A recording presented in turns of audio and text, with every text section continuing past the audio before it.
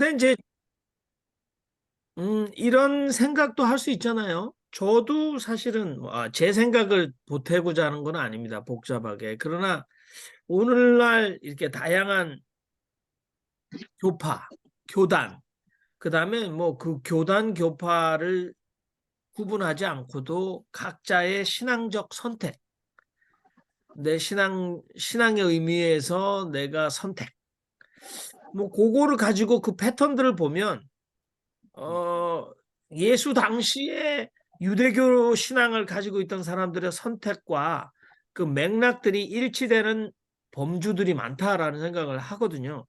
예를 들어서 뭐 예수 시대 갈등을 우리가 복음서에만 봐도 제가 뭐 성경 해석을 다시 뭐 여러분들에게 성서 입문 원어원을 말씀드리려고 하는 게 아니라 헤롯 땅 사람들이라고 성경이 나오니까. 근데 이 사람들 뭐 헤롯 대제도 사실 이스라엘 피가 아니지만 헤롯 대제 같은 경우는 아무튼 팍스 로마나 로마에 빌붙어서 로마가 허용하고 있는 권력을 누리며 잘 먹고 잘 살려고 했던 사람들이 헤롯 당원들 아니겠습니까? 그다음에 이제 뭐 바리새파 사람들, 그건 바울을 통해서 우리가 그 당시 바리새파, 근데 우리가 바리새파에 대한 굉장한 부정적인 인식을 마태복음 때문에 가지고 있긴 합니다만은 바리새인들은 여호와 앞에 경건한 신앙적 삶으로 마지막 때에 하나님의 인정을 받고자 하는 삶의 선택이잖아요. 그러니까 철저히 하나님 말씀을 실천하고 살자라는 것이 바리새인들이었으니까 사실 바리새인과 헤롯파들은 굉장히 다를 수밖에 없잖아요. 삶의 선택이. 그 다음에 열혈당원들 예수의 제자들 나오지만 이 사람들은 폭력을 불사하고도 조국의 독립을 되찾겠다. 로마의 식민 지배하에 있는 유대인들의 자존심을 지켜내겠다. 그래서 몸속에 그 단도들을 숨치고 다니면서 그 여러분들 본인들이 입었던 옷을 보면 요인들을 암살하거나 아무튼 폭력을 써서도 민족적 자존심을 지키겠다. 아까도 마사다 항쟁 나왔습니다마는 유대인들은 얼마든지 그럴 수 있지 않습니까? 그러면 새 부류 나왔습니다. 헤롯 당파 사람들, 그다음에 바리새파 사람들, 열혈 당원들, 예수 제자 중에서 열혈 당원도 분명히 있을 수 있다. 그러고 나머지 쪽이 이제 사두개인들 아닙니까? 이건 뭐 성전을 중심으로 그 당시에 민중들의 이 인두세나 종교세를 받아서 등쳐먹고 잘 살았던 종교 귀족들이 사도인들이잖아요. 뭐 오늘날도 총회장이라든지 대주교라든지 그렇지 않습니까? 근데 거기에 보여지지 않았던 부분이, 그러면 예수와 세례 요한은 이 부류에도 속하지 않고 예수 제자 중에 특별히 뭐 직계 제자는 아닙니다만은 바울 같은 사람은 기독교를 아주 바리새파적인 어떤 정신을 가지고 있었다라고 얘기하면 다른 사람들 12명 따라다니는 사람 도대체 누구냐, 그래서 그걸 SN파와 연결을 많이 시키고 SN파 연결을 하다 보니까 SN 공동체에 대해서 사회사본적인 그래서 세상을 완전히 버리고 결혼도 하지 않고 애도 낳지 않고 곧 야훼가 세상을 회복할 여호와의 신원의 날, 원수 갚아주시는 날을 기다리기 위해서 세상을 저버리고 운둔했던 이 사람들의 삶의 모습들. 근데 이제 그게 이제 글쎄요, 기독교에 어떻게 위협이 되는지는 이제 나중에 우리가 강론을 해야 되겠습니다만, 요 정도 놓고 봐도 그러면 내 신앙이 오늘날 양다리 뭐 한국의 대부분 보수적 기독교가 퇴거, 그래서 불같이 아무튼 꿈같이 헛된 이 세상 취할 거 뭐냐, 그래서 세상 일은 다 멀리 한다, 그래서 자기가 퇴거해서 세상으로부터 물러나면서도 세상의 돈과 권력 앞에는 철저히 가서 굴복하는 이중적인 모습을 보면서 우리 신앙적 선택은, 또는 내 삶의 신앙적 선택은 어떤 위치에 있는가, 뭐 이 정도를 우리가 따져본다면 사회 또는 쿰난 아니면 SN 공동체의 신앙적 선택이나 신앙적 삶의 가치, 이 정도를 우리가 보면 여러분들도 각자가 좀 내가 민중신학자냐 해방신학자냐 아니면 바울의 칭의 구원 구속사적 신앙자냐, 뭐요 정도로도 여러분들 신앙 양태가 약간 예수 시대의 신앙 양태와 겹치는 부분이 있지 않을까 그런 생각하게 되는 거죠. 죄송합니다. 너무 길어서 혼자. 정숙자 목사님 마이크 키셨네요. 이, 뭐라고 불러야 하는지, 교수님이라고 불러야 하는지, 예? 목사님이라고 불러야 하는지 모르겠습니다만은, 오늘 그 말씀을 듣고 제가 느낀 것은요, 사실은 저는 제가 지금 생각하고 있는 이 신앙의 반식이라 할까요? 그 생각이 오기 전에 옛날에 이미 그것을 한번 봤기 때문에 그냥 한번 보고 아주 보수의 신앙 가지고 있었을 때 봤기 때문에 한번 보고 아 이거 이런 이렇게 그냥 예수를 그거 하는구나 말하자면은 비화시키는구나 그런 식으로 생각을 하고 그냥 그 이상 보지도 않았어요 사실은. 그런데 요즘에 제가 지금 입장에서 다 그것을 자꾸 봤단다면은 다른 눈으로 볼 수 있었겠지 않겠는가 하는 것이 제 현재 입장입니다. 왜 그러냐면은 기독교가 지금의 기독교가 예수를 너무 신격화시켰기 때문에 이 즉 진정한 예수가 그 인간으로서의 고난과 모든 것을 그냥 해왔던 것은 완전히 뭐라 그러지 무시당하고 그것이 하나님이 아들이니까 해서 이 축이 올리면서 예수가 이용당하는 기독교에 이용당하는 그 인물로 하나님의 자리에 오르는 인물로 이런 식으로 예수를 이해하게 됐지 않겠는가 하는 것이 제가 현재 입장에서 예수를 그렇게 그냥 참 안 됐, 그것은 우리가 되돌아가지 않으면 안 된다. 이렇게 생각을 하고 지금 살거든요.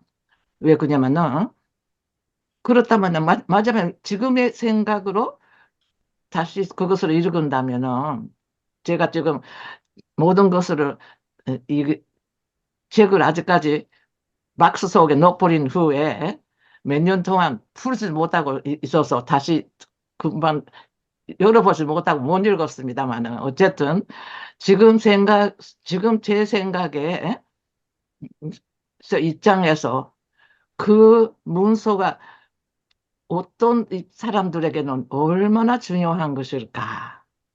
제가 그냥 그것이 그 서로의 소유권이라 할까요? 이런 것들로 다투었는 그 입장이 결국은 현재 제가 생각하고 있는 같이 예수를 보고 싶은 사람들의 눈에서는 그 문서들은 굉장히 귀한 거 아닐까. 이런 생각을 지금, 오늘 했습니다. 우리, 목사님이라 합니다. 교수님이라 부르야 합니다. 결국은 우리가 지금까지 그냥 우리한테 전부 다 주입시켰던 기독교에 대한 어떤 입장에서 믿고 있느냐에 따라서 그거는 필요 없는 것이고요. 이거는 제 각오이고요. 그 다음에 오늘의 입장에서는 그거는 다시 한번 봐야 할 문서다 하는 것을 그리고 그만큼 그것을 귀중하게 여기는 사람들의 기독교가 제하고 같은 생각에서 진지한 인간으로서의 모습으로 자기 스스로의 인생을 바친 예수로 그래서 그 예수 안에서 함께 하신 하나님 예수가 요한복음에서 여러 번 말을 합니다. 내가 하나님 안에 있고 하나님이 내 안에 있다 하는 것은 자기가 신이 됐다는 말 한마디 안 합니다. 그런데도 불구하고 하나님이 항상 하신 우리한테 있고 그리고 제자들에게 똑같이 했지요. 응? 너희들이 믿으면은 믿음으로 너희 안에 하나님이 있고 아니면 예수가 자기가 그랬죠. 내가 너희 안에 있고 그렇게 된다면은 이것은 그 함께하는 동이 하나가 되는 그 역사가 지금 그런 속에서 오히려 더 많이 나타난 거 아닌가. 이런 지금 생각을 해서 제가 아까 물어봤습니다. 내용 말씀하시는가. 그래서 감사합니다. 다른 분들도 좀 말씀을 좀 해주시죠.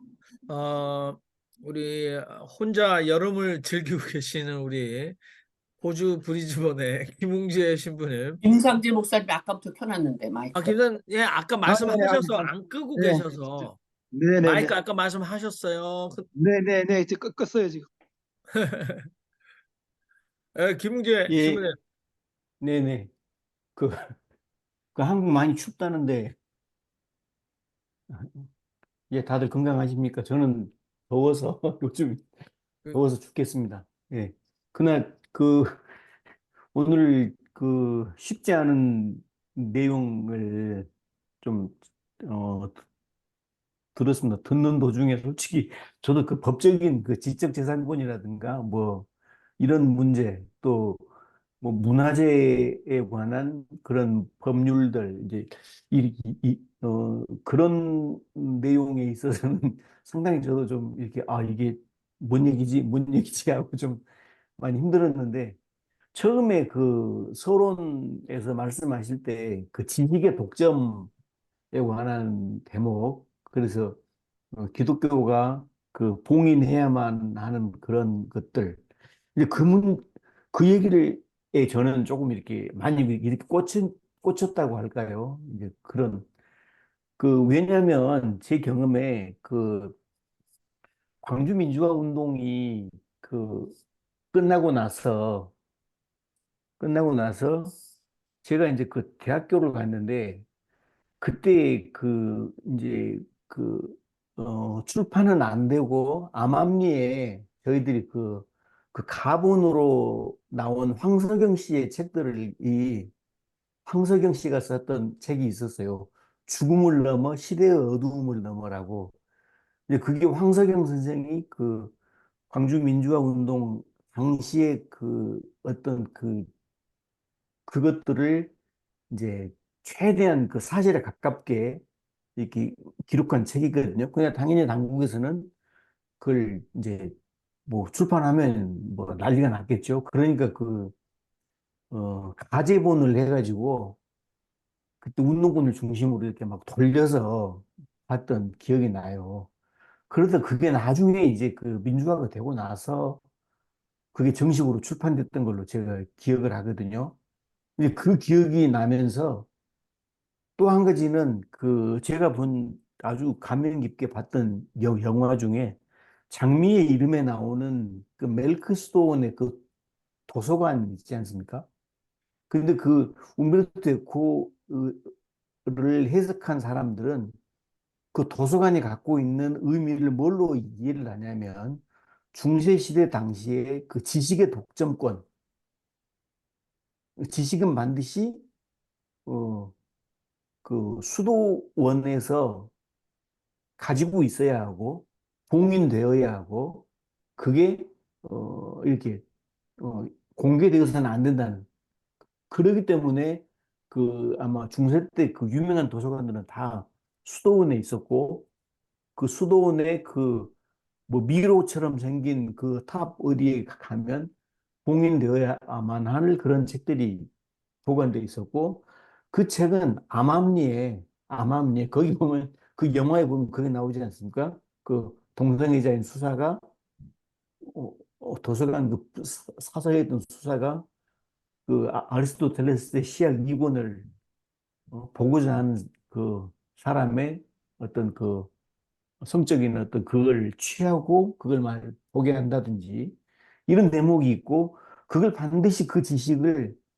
어떻게 하든지 오픈해서 내가 그걸 딱 소유하려고 하는 그 인간의 욕구 이제 이런 것들 사이에서 발생되는 일인데 사실 그런 일들은 고대, 중세, 현대 인간이 살고 있는 시대 계급이 존재하고 있는 사회에서는 어느 사회에서나 다 존재할 걸로 저는 생각을 합니다. 마찬가지 뭐 기독교뿐만이 아니라 어느 종교에서나 종교 마찬가지, 정치 마찬가지, 어느 사회에서나 다 그건 당연히 공인되어야 할 정보들은 끝까지 나중에 어떤 과정을 통해서 어떻게 해서 이게 강제로 밝혀지는 한이 있더라도 그 전까지는 어떻게 해서든지 지켜야만 하는 음, 어찌 보면 문화재라든가 고대의 유물이라든가 이런 것들도 다 우리 인간 역사에서는 그런 의미들이 있지 않을까요? 그걸 막으려는 세력, 또 그걸 어, 공개하라는 세력, 이런 갈등들 속에서 뭔가 또 발전이 있기도 하고요. 저는 그렇게 오늘 좀, 그 부분에서 의미를 많이 좀 발견했습니다. 네, 아유, 항상 좀 이렇게 중화를 시켜주셔서 감사하고, 글쎄, 다른 분들은 말씀 참 좋으신 것 같아요. 다음에 우리가 또 팔레스타인과 이스라엘 분쟁은 또 다른 관점으로 얘기를 할 수 있을 것 같고요. 뭐 그게 오늘 주 얘기는 아닙니다. 근데 이제 지금 사실은 우리 헨리킴 목사님이 그걸 예고를 계속 하셔서 정말 우리가 좀 더 흥미를 가진 건 다음에 하시겠다라고 말씀하시면서도 사실 프레젠테이션 기간 동안은 계속해서 언급을 하셨어요. 그래서 그게 이제 법적으로 판결이 어떻게 나서 이제 이 인류의 유익을 위해서 이게 문화재, 특히 뭐 소유권이 그러면 주순 사람이 임자냐, 땅 주인이 임자냐, 현 땅 주인이 임자냐. 뭐 근데 사실 이스라엘이 주도권을 가지고 있으니까. 그리고 이제 그걸 또 돈 많은 미국이 가져와 가지고 미국에서도 소송이 되고. 그리고 아직까지도 일반적으로 다 사회사본의 구체적인 내용에 대해서 존재는 확인했으나 그것이 오늘 우리 교단을 지키기 위해서 목사 자리를 지키기 위해서 그것이 얼마나 위협적인지 피부적으로 현실적으로 가까운 건 아니라고 생각을 합니다. 그렇지만 그게 만일에 우리가 새로운 스스로 기독교인으로서 내 자신과 특별히 내가 평생 가지고 있는 기독교적 또는 교단적 자부심도 어떨 때는 이렇게 절대화될 수 없고 독점될 수 없다라는 어떤 겸허한 마음을 가지고 있으면 좋을 것 같다는 생각을 하네요. 그렇지만 아니, 근데 너무 네, 사회자분이 너무 말씀이 길으신데 저기 다른 분들도 막 많이 키셨는데 네네네. 네 다른 마이크 키시면 저는 하실 수 작가님 있도록 네 김상준 작가 목사님 아까 말씀을 하셔서 아니 마이크 네, 저가 저는 끈 사람 거예요. 얘기하다 저는 끈 거예요. 네. 아니 네, 아까 자꾸만 여기서 저기 지적 재산권을 갖다 자꾸 말씀하시고 그러는데 저 하나님의 법칙과 이걸 어긋난다고 생각합니다. 하나님은 무조건 다 소유하라. 모든 거를 지적도 소유하고 물질도 소유하라. 같이 나눠주라 그러는데 지적 재산도 여러 사람한테 줄수록 풍부해진다. 그리고 재물도요. 경험상 보면 나눠줄수록 저한테 더 많이 와요. 그게 하나님의 법칙이에요. 그리고 지적도 왜 공부하냐. 너만 위해서 공부하는 게 아니고 나눠주기 위해서 굉장히 하나님이 머리를 좋게 해주고 외우는 걸 잘하게 하는 사람은 그 사람을 위해서만 준 게 아니라 나누어 주라 그러는 건데 더군다나 사회에서 이게 하나님 나라에서 이거 뭐 지적재산권을 갖다 하는 거가 조금 말이 안 되는 것 같고 그거 이제 모든 거 경제적인 입장에서 뭐를 발견해가지고 팔아먹으려고 여러 사람한테 팔아먹으려고 크리에이처가 나온 것 같고 이거 일단 막 다른 사람 쫓아서 막 물건 만들어서 팔아먹기 위해서는 이게 막는 게 있잖아요. 이거는 내가 만들었으니까 너네들 못 만들어. 그런 거는 이해가 가는데 지적 재산권을 갖다가 뭐 지적 재산권 안 해도 거기 돈 버는 뭐 꿍꿍이가 많이 들었으면 또 몰라도 돈 버는 꿍꿍이가 들지 않은 상황에서는 이걸 갖다 많이 나눠줘야 된다. 여러 사람한테. 그럴수록 내가 더 머리가 발달해요. 내가 보통 보세요. 자기가 지적할 때 연구를 했는데 자기가 혼자만 갖고 있으면 그게 발전이 안 되잖아요. 어디 나가서 그 강연회를 하고 여러 사람한테 발표했을 때 그 자기 본인도 지식이 더 풍부해지고 그게 더 발전하고 말하는 능력도 더 늘고 여러 가지가 더 발전하는데 재산권을 갖다 이거 갖고 정말 스투피드하게 뭐 이걸 갖다 따지고 나서 갖다 공개하지 마라 어쩌라 저쩌라 하는 거는 이 세상에 공개하지 못할 거면은 무슨 뭐 대단한 각 가정의 프라이버시 뭐 굉장히 심한 그 자기네가 뭐 여자 남자 관계에서 뭐 바람 피고 이런 거는 정말 공개할 필요가 없지만 이런 직접 좋은 거는 공개할수록 더 좋아지는 건데 이런 걸 갖고 뭐 지적재산권이라 이렇게 운운하는 거가 하나님 법칙에 안 맞는 것 같고요. 하여튼 여기서 이런 거가 나왔다는 것 자체가 좀 그런 일도 있구나 이렇게 생각이 됩니다. 이만 줄이겠습니다. 네. 감사합니다. 헨리 킴 변호사님의 논리가 바로 정확하게 양보영 자매님이 하신 말씀과 동일한 변론이셨어요. 그러니까 나눠야지 이스라엘 니들이 왜 자꾸 지적 소유에서 우리 허락 받고 연구하고 해석하라고 그러냐라고 이제 싸우셨는데 우리 양보영 자매님 제대로 잘 이해하셨다 그런 생각이 드네요. 자, 우리 권혁태 형제님 마이크 키시고 계신데 어떻게 하실 말씀 있으신가요? 예, 예, 그 지금 저 호텔에 사람들이 조금 전에 식사를 하고 제가 마이크를 이제 껐는데요. 예, 저 1990년쯤에 그 From Genesis to Jesus Christ라는 그 뉴 트라이브 미션이라는 그곳에서 나온 책이 있었습니다. 한 거의 500페이지가 되는 방대한 책인데 성경을 잘 해설해 주는 책이었어요. 그래서 제가 그 책을 읽어보니까 너무 좋아서 우리 교회 교인들한테도 그걸 공부를 시키고 한국말로 번역을 할까 그래 제가 그 번역을 이제 다 해드렸습니다. 그래서 저자하고 연결이 돼서 이제 이야기를 하니까 한국의 그 조이 선교회에서 이제 번역을 하게 됐다고 그러면서 이제 그래서 내가 이제 잊어버렸는데 제가 말씀드리고자 하는 건요. 그때 제가 그 책을 읽으면 거기 앞부분에 이 사회사분에 대한 이야기가 상당히 많이 나오고 그거를 근거로 해서 굉장히 그 폭넓은 그 성경에 대한 이해를 접근을 시켜요.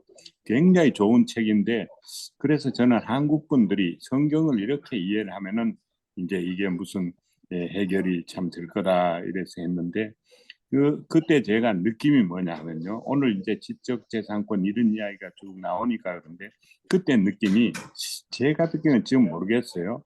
그 책이 지금 누구 소속인지 어딘지 모르겠는데 제가 듣기로는 그때는 대형 박물관에 그 책이 있고 개인이 접근이 가능한 거로 그래서 이해를 다 보고 이해할 수 있도록 그렇게 길이 열려 있는 거로 이제 제가 그때 생각을 했습니다.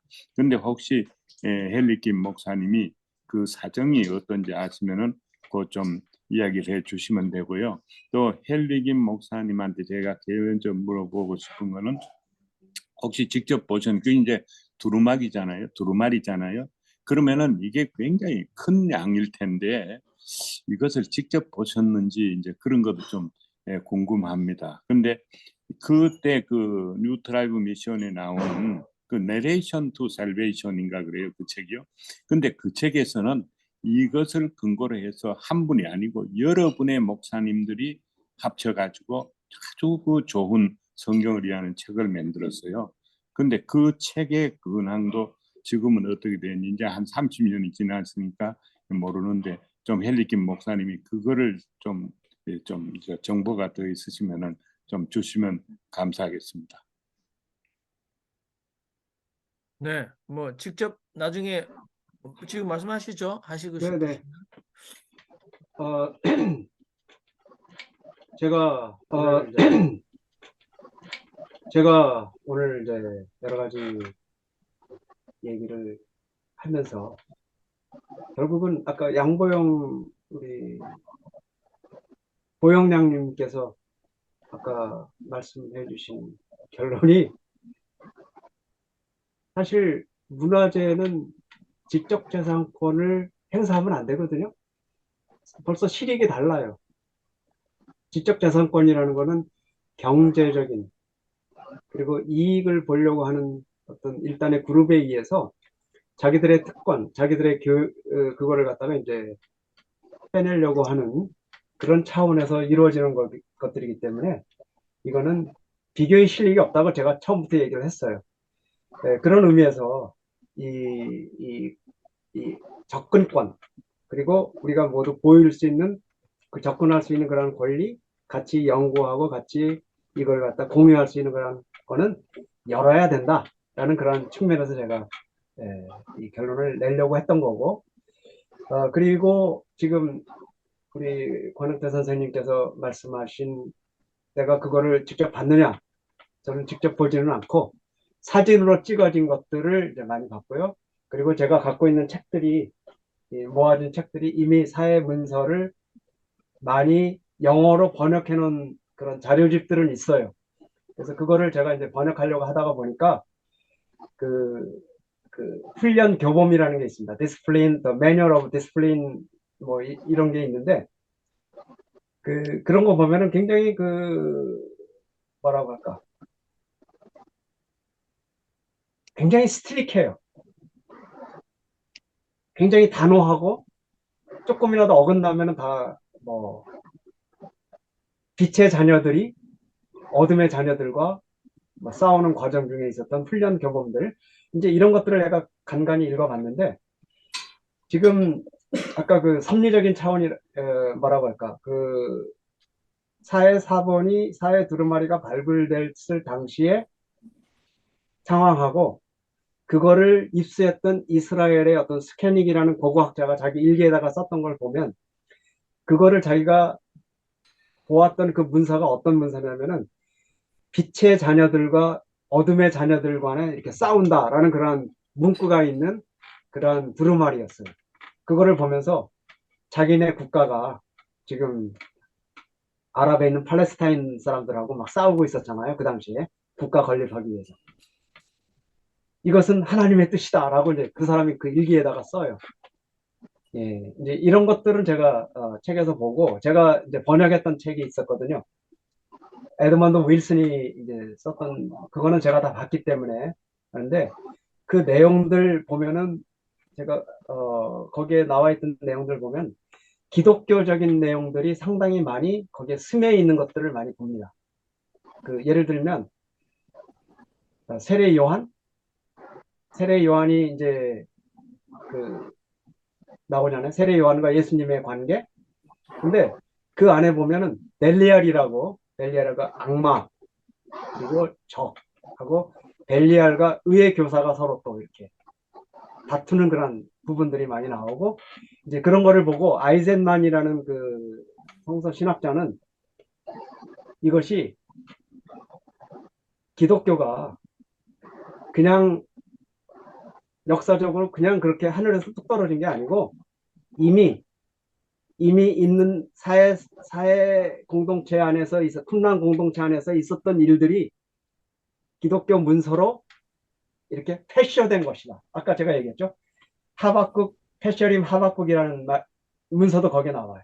그러니까 기독교 문서가 어떤 의미에서 보면은 이 스크라이버들, 그러니까 이 서기관들이 계속 옛날에 있는 문서들을 두루마리로 써서 이렇게 남기고 해서 하면서 거기에 자기 이야기들을 거기다가 쓰거든요. 그것이 바로 패셔라는 그런 기술인데 이것이 사회 공동체에서는 굉장히 흔했어요. 그래서 그런 면에서 본다면은 오늘날에 제가 좀 더 이제 더 읽어봐야 되겠지만 이거 아주 옛날에 제가 읽고 요새는 읽지도 않기 때문에 기억이 이제 새롭지는 않은데 그렇게 본다면은 에드먼드 윌슨이 얘기했듯이 기독교는 그냥 새로 갑자기 탄생된 게 아니고 사회 공동체와 긴밀한 관계 속에서 이렇게 이루어졌다. 이제 그렇게 제가 말씀드릴 수 있고요. 오늘 뭐 여기서 다 얘기하기는 그렇고 아까 제가 호주 학자 바바라 피어링이 얘기한 걸 보면은 이거는 더 충격적이에요.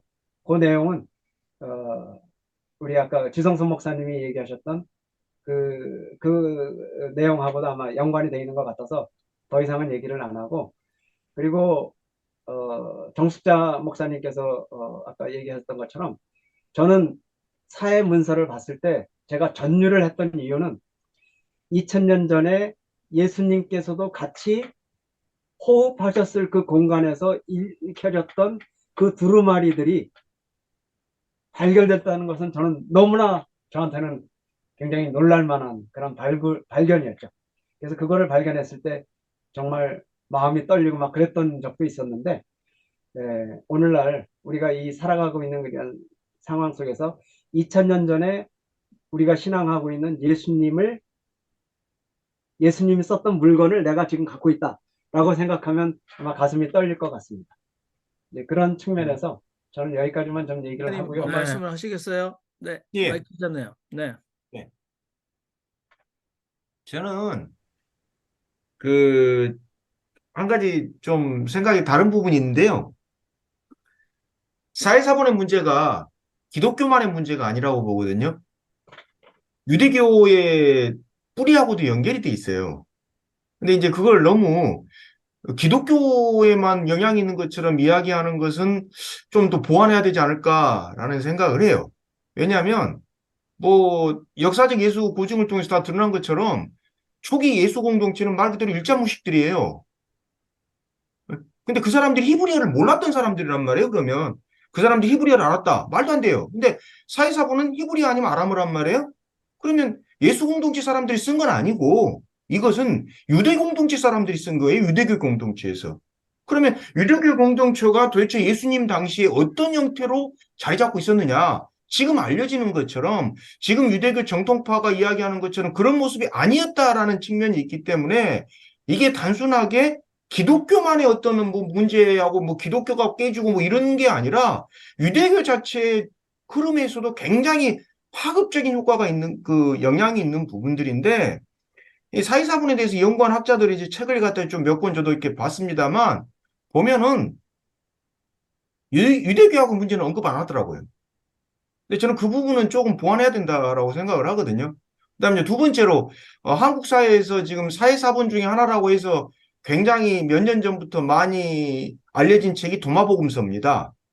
도마복음서가 몇 사람이 해설서를 썼더라고요. 저는 이제 제가 읽은 것은 김용옥 씨가 쓴 도마복음서 해설서를 읽었어요, 일부러. 뭐 다른 사람이 쓴 건 뭐 거기서 본 것 같고. 근데 이제 그걸 보면서 김용욱 씨가 주장하는 게 한편으로는 맞고 한편으로는 한계가 있다라고 생각했던 부분이 어떤 거냐면 사회사본의 어떤 내용 분석보다는 종교가 가지고 있는 시장성에 관한 것을 김용욱 씨는 배제를 한 상태에서 그냥 그 텍스트 분석만 하더라고요. 근데 종교 텍스트 안에는 저는 개인적으로 생각할 때 시장성이 반드시 같이 가미돼 있다라고 생각을 하거든요. 그러니까 그게 그때 당시에 사람들한테 익혔을 때 시장성이라는 것은 뭐 경제활동 이런 의미가 아니라 사람들한테 얼마만큼 칼융 이야기했던 것처럼 무식 가운데 그게 근접될 수 있느냐. 지금 도마복음서가 한국에 나온 지가 꽤 오래됐고 처음에 나올 때만 하더라도 난리가 났었거든요. 뭐 기독교의 본류를 했다고 한국교회 어쩐다 하던데 지금 몇십 년이 지났는데 한국교회 자체가 보수적이어서 그렇다라고는 보질 않아요. 제가 그게 분석에는 뭐 강독에는 것 쭉 내용을 보면은 여전히 맴도는 이야기예요. 자, 이게 이 사람이 여전히 시장성하고는 거리가 둔 상태에서 김용옥 씨가 이 책을 썼기 때문에 그러지 않느냐라는 이제 개인적으로는 그런 생각을 하는데 그건 이제 그 한국 사회 도마복음서에 대한 반응이고요. 그건 이제 그래서 개인적인 거고 먼저 말씀드리고 싶은 아까 그것처럼 이 사회사본 문제가 기독교만의 문제는 아니다. 저는 이제 그런 부분은 우리가 좀 같이 생각해 봐야 되지 않을까 이런 생각을 합니다. 네, 아유, 말씀 감사합니다. 우리가 네. 마무리를 하겠습니다. 여기서 제가 잠깐 지적을 하나만 하고 갈게요. 예, 간단하게 지적. 예, 우리 정의신 목사가 아주 잘 꼬집어준 건 좋은데 예. 그 사회사본이 아니고 그건 내가 한마디 문서입니다. 도마복음서. 그러니까 나간마디 무상입니까? 예. 내가 한마디하고 사회사본은 예. 섞이면 안 돼요. 네. 그래요? 내가 한마디는 기독교 이집트- 영주주의 문서의 그런 집단이 1945년도 그 이집트의 내가 한마디라는 곳에서 발굴됐던 그런 문서들이고 사실 내가 한마디 문서는 발굴되자마자 전 세계적으로 한 11년 걸렸어요. 다 완독해서 나가는 기간이. 근데 사회 문서는 그렇지 않아요. 사회 문서는 철저하게 갖춰지고 그래가지고 이것이 지금까지 문제가 됐던 거고 그래서 도마복음서는 내가 한마디에 있었던 문서 중에서 나왔던 거고 이미 그 내가 한마디 문서 말고도 도마복음서는 다른 쪽에서도 아마 이렇게 나왔던 걸로 알고 있습니다. 그래서 네. 우리 정희순 목사가 지적한 거는 옳아요. 기독교만의 네. 문제는 아닙니다. 근데 목사님, 근데 아. 지금 누구 소유로 돼 있고 어디에 있는지 그거 좀 말씀해 주시죠. 예, 지금은 거의 대부분이 이스라엘의 그 책의 전당이라는 그 지하 박물관에 있는 걸로 알고 있습니다. 그래서 거기는 핵폭탄이 떨어져도 보존된다고 하는 그런 안전장치가 있고요. 그것이 지금 현재는 이스라엘이 소유하고 있는 걸로 지금 밝혀지고 있습니다. 네, 아이고 지금 저 마무리. 정희신 목사님 얘기에 한마디 보충할 것은 그 말씀 맞아요. 그 쿰란 문서는 아직 기독교가 성립되기 전에 생긴 거고 유대교의 어, 하나 종파였습니다. 그러니까 네. 바리새파, 에세네파, 무슨 파 중에 네. 하나였어요. 그러니까 그건 음, 맞습니다. 고맙습니다.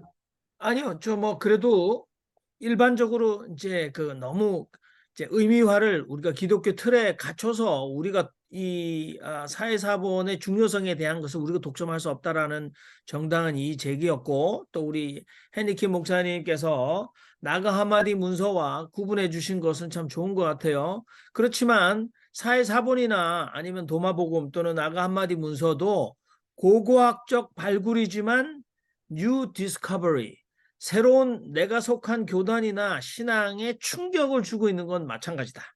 뭐 그렇게 뭐 제가 마무리하려고 하는 게 아니에요. 지금 1시간 반이 있기 때문에 마무리하려고 하는데 계속 마이크 키셔가지고 왜 뒤에 발동이 걸리셨다. 근데 어차피 뒤풀이 담아 있으니까 여러분 인내를 해주십시오. 왜냐하면 이게 녹화에도 마무리가 조금 멘트가 들어가는 게 좋거든요. 물론 없어도 되지만 뭐 제가 잊어버릴 필요는 없습니다만 아무튼 그럼에도 불구하고 근데 이제 정희신 목사님께서 왜 이렇게 일반화되지 않느냐. 한국의 기독교에서 예를 들어서 제가 도마복음서에서 뭐 돌께서 쓰셨다 이런 것보다는 오강남 교수가 쓰셨다. 근데 대부분 비주류들이잖아요. 이제 주류가 쓰는 사람들이 별로 없었어요. 그리고 주류는 의도적으로 그것을 무시해서 나가마디 항아리에다가 이 교권이 그걸 파묻어서 파묻은 게 아니라 다 불살라버리라고 그랬는데 파코미 수도원의 수도사들이 그래도 이 문서를 어떻게 불사르겠냐 해서 보존돼서 우리에게 온 거잖아요. 그러니까 여전히 이런 것들은 비주류의 문서다. 그리고 주류 사람들은 전혀 난공불락으로 충격 안 받으려고 애써 안 보려고 하고 있다. 근데 중요한 거는 도마복음에서 우리가 지난번에 우리 아둘람 공동체에서도 했습니다마는 예수의 십자가 부활이 없잖아요. 근데 기독교에서 예수 십자가 부활 없으면 안 될 텐데. 그런데 도마 신앙 공동체는 그거 없이도 신앙을 존속할 수 있었던 또 다른 신앙 공동체가 있었다는 게 충격인데 한국 교회에서는 절대 십자가 부활이 없으면 그래서 제가 어디 가서 도마의 도자만 꺼내면 계속해서 저를 3단으로 만들어내는 거죠. 주변 사람들이. 근데 제가 그래 나 3단이야 하고 계속 말할 수도 있지만 그래도 자기가 직업도 갖고 목사를 하려면 그래서 제가 심지어는 신학교 토론 시간에도 교수들이 정 목사님 도마복음 얘기 그만하래.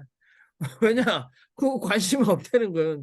뭐 그건 그렇고 아무튼 제가 아까 말씀드렸지만 예수 시대의 사람들의 그 자기의 어떤 색깔 논쟁, 헤롯 당원 사람들, 바리새파 사람들, 사두개인들, 열혈 당원 사람들, 그리고 이제 뭐 세례 요한 하면 에센파가 나올지는 모르는데 성경에 언급되어 있지는 않습니다만은 제가 볼 때 그래도 신앙적인 그 균형을 가장 잘 잡고 있는 사람들은 사실 누굴까요? 세상을 완전히 등지고 이렇게 타계적으로 이 죽어서 가는 사후 세계만 바라봤던 이 뭐 기도원에 가서 세상과 담쌓고 살아가는 사람들처럼 에센파 사람들이 가장 정상적인 사람들인가? 아니면 폭력을 불사하고도 요인들을 암살하는 열혈 독립당원들이 오늘 우리가 닮아야 될 신앙인들인가? 사실은 저는 중간 결론은 바리새파가 여호와 앞에서 성결을 유지하며 현실 삶에서 말씀대로 살겠다는 것이 가장 건전했을 것이다라고 생각을 했었거든요. 근데 모두가 다 사실은 그 잘못된 역기능들이 그 속에 있는 것 같아요. 근데 오늘 뭐 에센파 쿰란 공동체 저는 아둘람에서도 공개를 나눴습니다만은 전주 한일 장신의 차정식 교수가 기생충과 저기 뭐 쿰란 공동체 글 쓴 거 페이스북에 올린 거 보셨는지 안 보셨는지 모르겠습니다만은 제가 그냥 1분 안에 요약을 하면 이게 보통 사람들이 이제 그 당시에 뭐 좀 오래 살았다 그러면 40세를 넘겨서 살았으면 오래 살았다라고 했는데 그 쿰란 공동체 사람들이 40 전에 죽었는데 죽어도 너무 많이 죽는 거예요, 다수가. 그래서 베두인들을 봤더니 그 옆에 같이 살았던 베두인들은 40 넘기고 살아가는 사람이 정상적으로 살고 있더라는 거죠. 근데 문제는 그 사람들이 똥 누는 습관 때문에 그렇다는 거 아닙니까? 베두인들은 사막에다 똥을 싸서 말렸는데 이스라엘 사람들은 가서 그 기능이 없으니까 똥을 밟고 들어왔다는 거죠. 그런데 여호와 앞에서 성결하기 위해서 그 겨울 우기에 자신들이 그 세정식 해서 물속에 공동 풀에 들어갔다가 나왔는데 들어가면 감염돼서 아픈 거예요. 아프니까 너 죄가 있다고 해서 또 들어가 그래서 들어가면 들어갈수록 해서 이 사람들이 결국은 그 죽은 사람들의 유해나 그 고고학적으로 해봤더니 측정을 해봤더니 전부 다 기생충에 감염돼서 공동체 그 쿰란 공동체 사람들의 굉장히 많은 최대 다수 사람들이 40전에 다 죽어갔다는 거죠. 근데 그걸 모르고 죽었어요. 근데 자기들은 하나님 앞에서 그 성결하는 말씀을 실천하려고 하면 할수록 많이 죽었다는 거죠. 그 기생충과 고고학을 하면서 우리가 오늘날 믿고 있는 신앙적 경건의 훈련이나 실행도 그렇게 했을 때 우리 신앙을 존속시킬 수 있다고 했지만 오늘 과학적 눈으로 보면 굉장히 어리석은 거 아니냐라는 거죠. 그러면 제가 볼 때는 쿰란 공동체도 기생충을 몰랐던 거 아닙니까? 물론 그때 현미경도 없었고 인류 역사에 현미경이 우리 눈에 보이지 않는 이 균이 있다는 걸 안 게 400년밖에 되지 않았는데 근데 우리가 신앙으로 계시로 그런 거 다 해결할 수 있고 우리는 이렇게 절대화해가지고 니들 신앙 없는 니들은 전부 다 잘못이다 이렇게 하는 거 굉장히 어리석은 태도 아닐까. 그래서 저는 쿰란 공동체도 굉장히 아둔했다. 그리고 예수 시대 글을 읽을 수 있는 사람 1%밖에 안 됐는데 자꾸 지금 그 문서 가지고 하면 90% 이상 글 못 읽는 사람은 독점 우리 김웅재 사장님이 말씀하신 것처럼 독점이 되는 거죠. 사제에 의해서. 자, 여러분 오늘 7시 35분입니다. 여기. 그래서 우리 1시간 35분 동안 얘기했는데 오늘 헨리키 목사님께 다시 한번 박수를 드리면서 오늘 아주 특별한 주제 사회사원과 국제법은 여기서 마치도록 하겠습니다.